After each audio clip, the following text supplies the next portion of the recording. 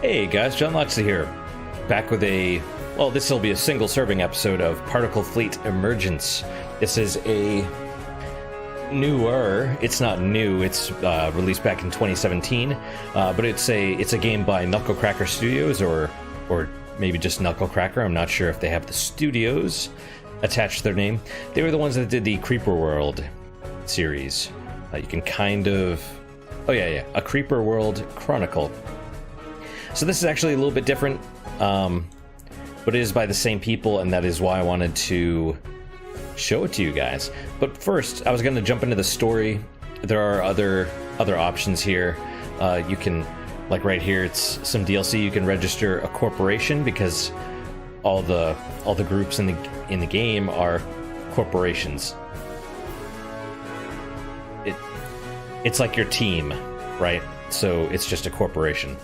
So you have your story missions, your normal campaign. Inception, this is like a bonus levels. They're really hard. I haven't even beaten the first one. Simulacrum, haven't done that, but it's a space simulator. You know what? Let's go in there. Okay, there you go. It's like a set your own game, like a random generator. Exchange. This is where you can actually download and play maps that other people have made, which is kind of an interesting feature. And I figure for this game, I really like Creeper World. Let me just put that out there. This game is different enough that it's okay. It's okay, but I haven't done much of this, and I figure for me, this is what might save the game. Not really save. My opinion on it is kind of neutral, but it's not Creeper World, right? All right, mission editor, so you can actually make your own missions, and ship editor. So the big difference between the previous games in the series and this one is previous ones you had weapons. It was like kind of like a map control / tower defense, where you had to create your little towers and expand over the map, right? This, you get a certain number of units. Each unit you can only build one of unless you have multiple units. It's kind of like a deck of cards. You can only play each card once. Once it's down on the field, it's down. It's in play. So ship editor, all your ships are different. And apparently you can edit them to have more weapons or different weapons or whatever you want to do. So let's not talk too much about it. It's probably better if I just show you guys. We're going to start with level 5. There's like 15 official missions. There's like an epilogue and an intro and stuff. But we'll do this one. All right. So you'll kind of see what I mean. It gives you your mission title, your objective. I assume this can actually change, but in the campaign, it's always destroy all structures. Description: troubling messages from the past emerge and rattle the associates of Tycon Corporation, which is us. We're Tycon. If you want, you can use your default fleet, which is the one the game gives you. Alternatively, in the ship editor, you can create your own, and then you can use that fleet instead. We'll just launch the mission. This is your little, obviously there's story, which to me is actually one of the more interesting things about this game. We're going to skip this because it's kind of spoilery, but it's actually kind of interesting. There's this area of space that no one's supposed to go into, and of course your corporation does, because it's after the origin planet where human life started, because it's supposedly there's vast treasure and technology and stuff that you can find there. But redacted space is where you go into. It's full of danger, and you are discovering that there's more to it than meets the eye, so to speak. And a nice little Transformers reference there. This game does include different references as well. I didn't see a Transformers one, doesn't mean it's not in there. Several Star Trek references, of course. You even get a version of the Enterprise at one, or a ship that looks like the Enterprise. So these are basically all the units that you get, although we only have 4 at the moment. Technically 5, because we have our main base. So we'll just jump this in and unpause right fast. So these little things are... If you've ever played the original Dawn of War, you'll kind of understand. You have points on the field which give you all the resources that you can have. So it's more of a zone control. Blue is good. These red ones, those are bad. So you have to capture the good ones and destroy the bad ones. Unfortunately, you can only capture or destroy with these, which are straight up the weakest ships in the game. They have like a point defense weapon, which is like point blank, you know, and a weapon. It's not a weapon called the lathe, which lets them build or destroy. So we're going to move our headquarters ship, our capital ship, whatever. We have 3 rings. The red is the point defense. That's the closest to our ship. The pink ring outside that is the lathe, which is where we can build stuff or capture points. And then the orange is our like standard cannons, right? So it's, by the way, if this ship gets destroyed, you can always pull it back in. It takes about 30 seconds. But it is super slow. It's a large target, and it is not well armed.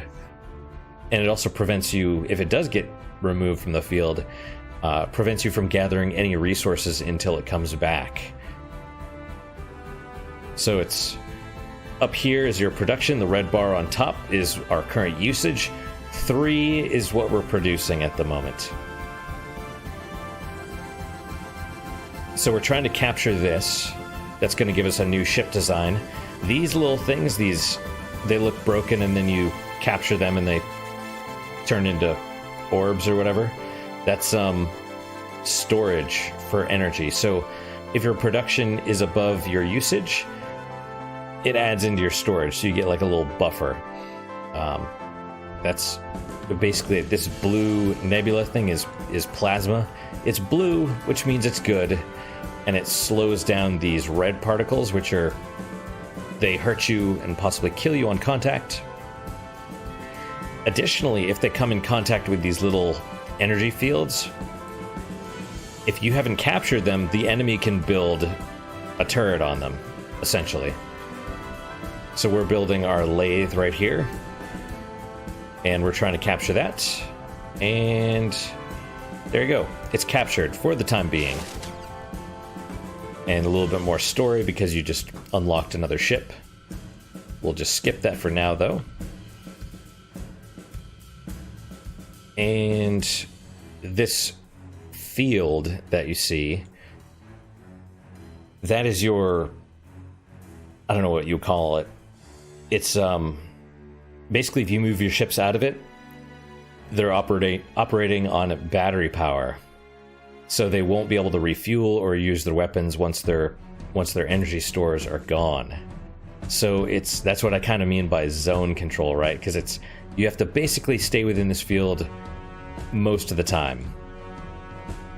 You do get kind of like tanker ships and stuff, but they're not great. All right, so now that we have a little bit of energy coming in, let's build this new ship that we got. It's a cruiser. As you can see, 3 different rings. Those correspond, or 4 actually. Those correspond to the different energy or weapons that we can build. We also have these little Omni things.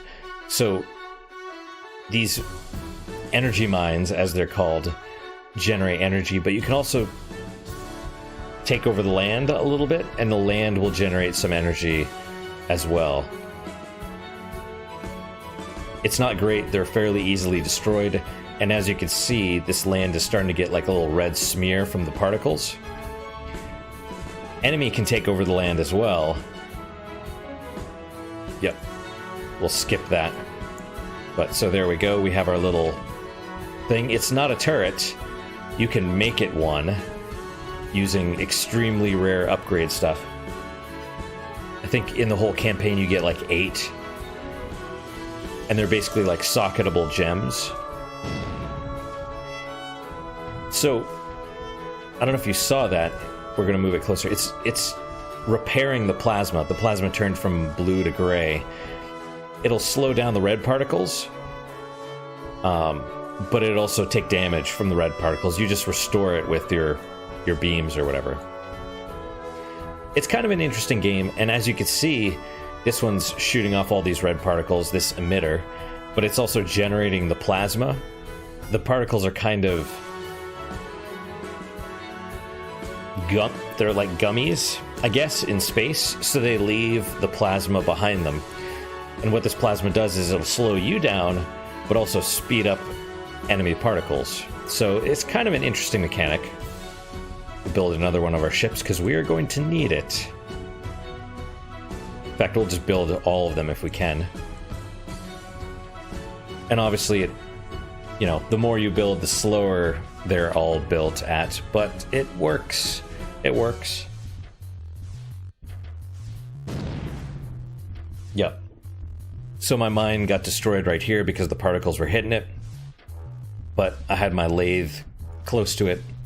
And so it's, you know, it's rebuilt for now. Now this one got taken over, and they have their own energy mine built on top of it with a turret. And this is their energy field around it. So we'll have to take that back. Or take over it. How we doing on everything else? All of our ships are built. We're, you know, covering the land, which is good. Let's go take care of these guys.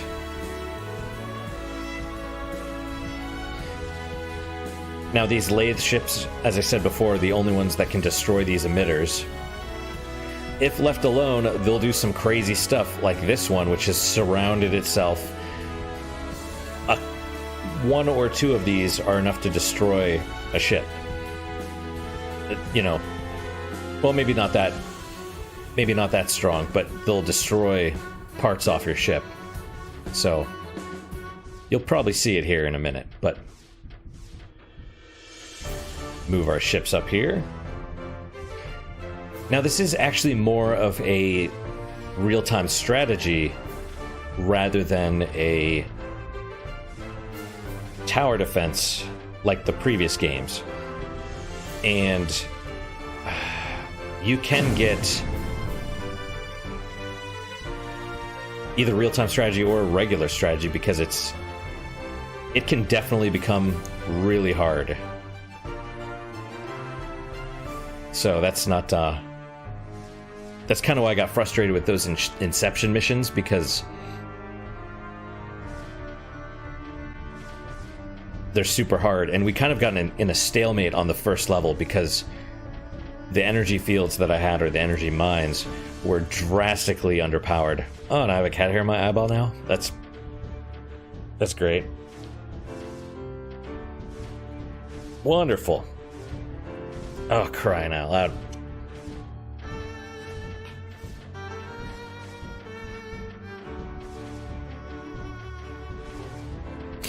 Always good times. Always good times. Jack was running around and being a real pain, so... Alright, so... we have to get our lathe within range of this to destroy it, but also now we're outside of the range of my energy mine. So, my little ammo, or whatever you want to call it, the batteries, they'll run out. Luckily, we were able to destroy their turret and build ours, or build our mine in its place. Let's build one of these. So energy, like the previous games, energy is the key. Although, unlike the previous games, it's not a huge deal breaker. In this one, if your energy is low, it's a little bit smarter, right? In the previous games, production would just stop completely. Another Omni license. So you pick up different upgrades as you go through the game, as you go through the campaign, each of the independent levels obviously are a little bit different. But in the previous games, if you didn't have enough energy, if your production outstripped your energy production, then, oh my god, cat hair is everywhere now.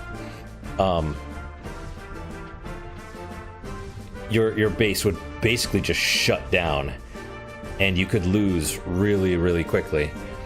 It's a little bit more forgiving. If you run out of energy or whatnot, it's just a little bit more. It won't kill you immediately. It'll probably kill some of your ships potentially, but it's a little bit smarter. You have storage. Those little energy things you can build, they give you a little bit of storage as well. Now this level is not too difficult, so I'm moving my headquarters in so it can start working on some of this, because this thing is producing little particles, and they're just, I mean, look at this mass. We're gonna have to deal with that. We also have this one, which is kind of swarming over here. You have these energy fields. I'm rubbing my nose a lot, I know. Jack was running around here. He was sitting on my lap. He was getting behind the computer. He was walking in front of the monitor, and he has really fine hair, and it gets everywhere. You'll just see it floating in the air. We have another little energy field right here, and another emitter right there. See, emitter. So the plan, I'll zoom out here a little bit, is to probably sweep around this way and take out this whole section, and then go for this big thing in the middle. Because remember, our task is to destroy all enemy structures. And now there's a little bit of risk right here because I'm moving some of my ships outside of my field. So, like, my cruiser is taking some damage. It's running out of energy. Let me zoom in more. You can kind of see it's getting... Oh, well, okay, never mind. It loses squares as it gets damaged because they basically cancel out your ship. And so you can lose weapons and most of your ship, but as long as I think the bridge portion stays intact, then you're good, and your ship will rebuild over time if it's within energy. It's just a problem if there's a lot of enemies. They could possibly see here. Let me back some of these off.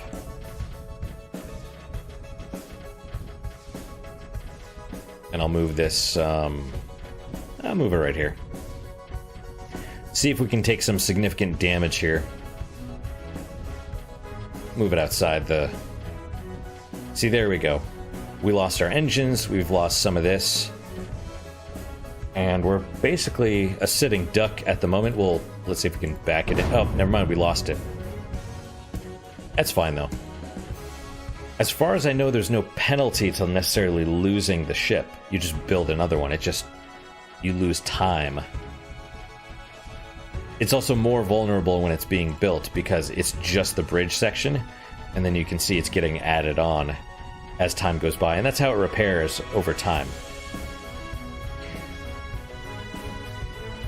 You know, like I said, the game is fun. Actually, I don't know if I said that or not. The game's fun. That's if I wasn't clear about it before, then let me be clear. I enjoyed the game. The campaign was fun. I don't know if it has a lot of lastability for me, right? So I've put about 10 hours into it so far.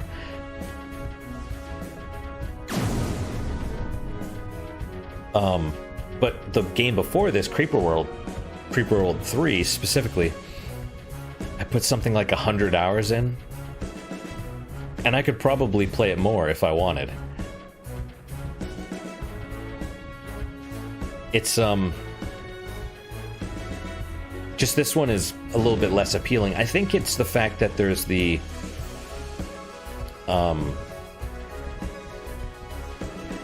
like in the other game,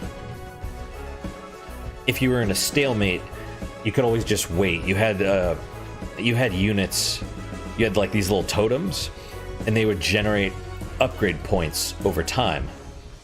And if you were trapped in a stalemate, it was fine because you just had to wait for your upgrade points to become high enough so that you could purchase an upgrade. And then eventually you would be able to overcome the stalemate. With this, you can't do that. You have to use what you've got. And so it's more strategic, and it's possible to bone yourself like from the beginning. And of course that's not a great feeling.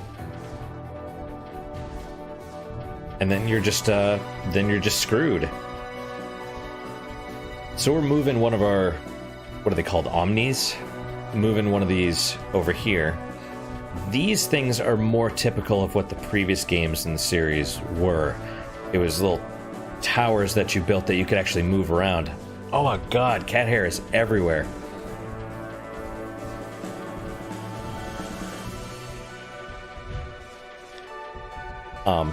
But you could pick them up and move them around, and it was more like you still had to stay within range, kind of like how you see these connectors showing you what's being fed where.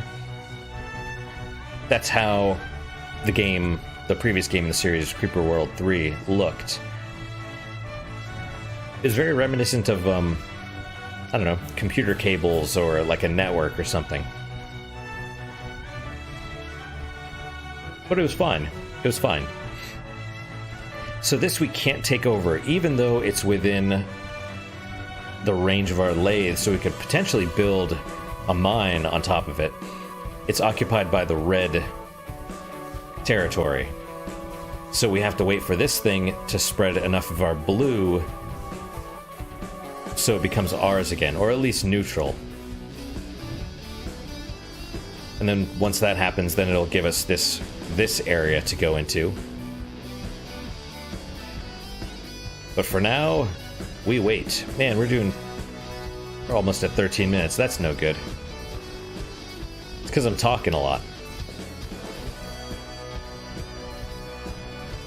Come on! Last time I played this level, I did it in like, I don't know, 7 minutes, 10 minutes, something like that. It was far faster. I was much more aggressive too. Okay, so here we go. We're there now. We'll move these. So as before, the lathe is the only one that can destroy the emitter, and it does take some time. Wait, what blew up? Oh, it destroyed one of my ships. The destroyer. That's no good. Alright, so that's toast. And you can see, these things, they seem to be affected by your ships as well, right? So if we were to go up here and attack this thing, all of these would detach and move towards my fleet. Oh, and they destroyed my destroyer again.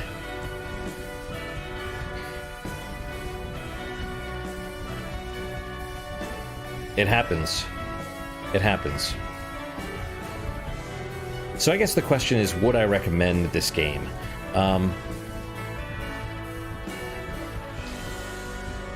I have to give it a neutral recommendation. I can't recommend it, but it's not a bad game. It's just, at least for me, now that I'm done with the campaign, I really don't have that much desire to play more of it. And that's kind of a shame, honestly. It's, because it's decent, it's just not my cup of tea. I was actually hoping more for the, like the Creeper World style. But if you're into strategy, this might be for you, because this is very challenging. There's also leaderboards too. Although I have to believe that some of the people are cheating, because I really can't imagine that they're actually beating like this level. We'll check a look at the leaderboard. We'll take a look. I can't talk. At the end, the top person beating it will probably have beaten it in like 50 seconds. Or something ridiculous. Like, it doesn't make any sense. But there are ways to cheat, so there you go. Now, something interesting. One thing that I do like about this series a lot is it shares history, kind of, with SimCity. What I mean by that is, do you guys know how SimCity was originally created? I believe it was Sid Meier, right? Is Sid Meier the guy that created SimCity? Or am I losing my mind here and it's someone else? Regardless, the creator of SimCity originally made a tool. SimCity was created when he made the tool to... Oh my god, there's cat hair! See, look, it's like... I don't know if you can see it. It was on my thumb. It was like a planning tool for city development. And then he was like, you know what, let's make this a game. And that's what happened. Also, I have no idea if you can make, like, waypoints. That would be nice. So you could make them move here, and then move over here, so that way you're not, you know, running through this big group of crap, right? So SimCity was originally a city planning tool. Oh, yep, see, they're attracted to my ships. They don't like them. Look at that. Oh, they're going for my headquarters ship. Woo. That was good. They seem to actually follow the path instead. Like, there's like an invisible energy field, I think. Where is it? See, this shows how they will move. Like, they'll get generated from here, and then they'll just kind of go and swarm around it. So that works. And then you can change your orientation. But I was saying about the SimCity. So, kind of like that, this was originally a tool to model like fluid dynamics, I believe. Not this one specifically, but the Creeper world. That's how it started. Fluid dynamics on a topographical scale. So like you have a map with like mountains and stuff, and how fluid would flow down the mountain. And he developed it so that you could change the viscosity, which is the thickness, and other stuff. And then he was like, let me turn this into a tower defense game. Oh, I drove my ship into the... Okay, that's fine. It worked out. We're gonna win here in a second. There you go. See, there you go. Time, 1:37. How does that happen? I have no idea. And there you go. See, best time 10 minutes. That's not bad. But yeah, so this was originally a model for fluid dynamics, and then he's since, or he or she or they, I don't know, but they've made it into games since. Maybe they still do other stuff. I have no idea. But regardless, that's how these series of games came to be. So anyway, that's one of the levels of Particle Fleet Emergence. And I think we're going to stop here today. I can't believe it's been almost half an hour already. I was expecting this to be like a 7 to 10 minute episode, and then I just decided to ramble, and the scourge of the cat hair and all that stuff. So hopefully this has been enjoyable for you guys. I at least wanted to show you guys this game so you could, you know, evaluate it for yourself and see what's going on. I don't think there's a demo. Is there a demo? Previous games he's had demos. No, don't play. Let's see. I'm going through the Steam page right now. I don't see a demo.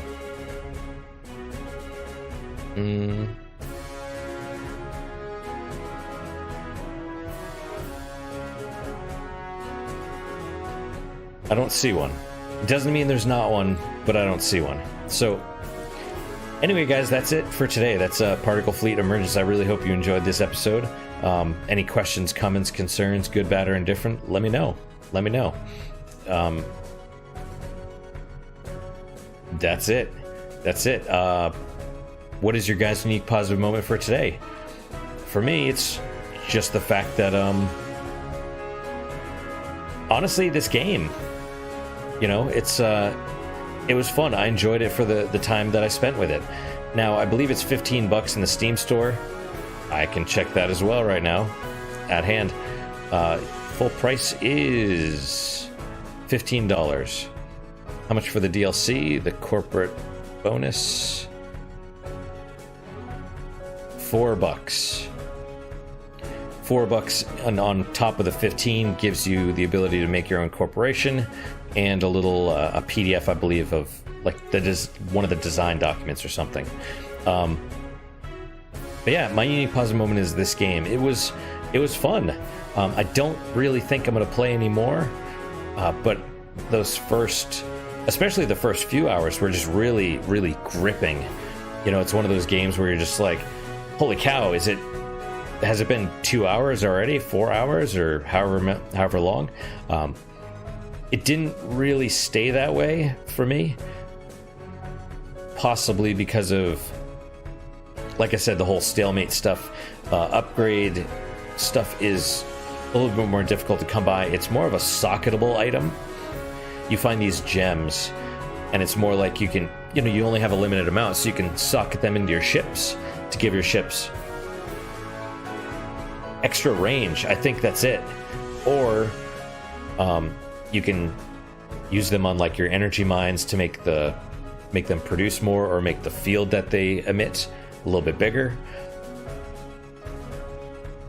The upgrades are kind of underwhelming, but overall, like I said, I enjoyed the game. I'm not trying to shit talk it. You know, it is important to talk about both the positives and the negatives. And so that's all I've got. That's it. That's yep. Anyway, that's my unique positive moment. This game. Hopefully your guys is just as good, if not better. Hopefully better, of course. And I hope to see you guys next time. Till then, guys, take care.